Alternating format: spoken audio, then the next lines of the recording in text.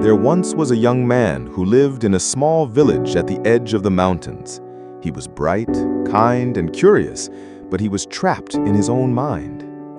Every moment of every day he thought and thought and thought. He thought about the past, words he had said, mistakes he had made. He thought about the future, what might go wrong, what he should do next, and what would happen if he failed.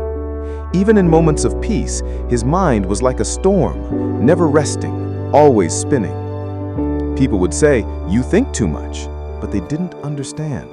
He couldn't stop. It was as if his mind had a life of its own.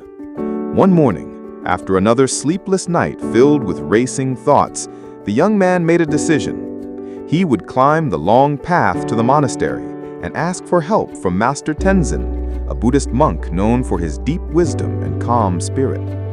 The journey was steep. The wind howled. The path twisted and turned like the thoughts in his mind. But finally, after many hours, he reached the quiet temple nestled among the clouds. He found Master Tenzin sweeping fallen leaves in silence. The monk was old, with a back curved from years of humility and a face marked by time, but his eyes were filled with stillness. The young man bowed deeply. "Master," he said, "I cannot stop thinking. My thoughts are loud and endless. They pull me into fear, regret, doubt, and I can't escape them." Master Tenzin looked at him for a long moment, then smiled gently. "Come," he said, "walk with me." Together, they walked past stone lanterns and rustling bamboo until they reached a small, clear river. The master bent down, scooped up water in a wooden bowl, and handed it to the young man. "Take this," he said, "and walk back to the temple. But be careful, not a single drop must spill." The young man nodded, holding the bowl with both hands. Step by slow step he walked. He watched the water closely, his breath steady, his attention sharp. The wind brushed past, leaves danced across the ground, but he didn't look away. He only focused on keeping the water still.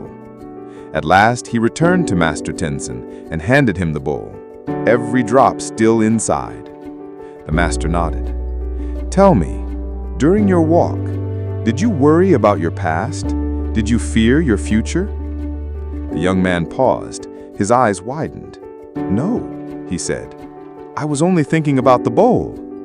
Master Tenzin smiled. "That is how you stop overthinking. When the mind focuses on the present, the noise fades. Fear lives in the future. Regret lives in the past. But peace lives in the now." The young man didn't say anything. He just stood there, silent, still, like the water in the bowl. From that day on, he returned to the river each morning. Sometimes he carried a bowl. Sometimes he simply listened to the flow. He still had thoughts, but he no longer chased them. He let them pass like clouds drifting through a blue sky. And in that letting go, he found a quiet he never knew existed.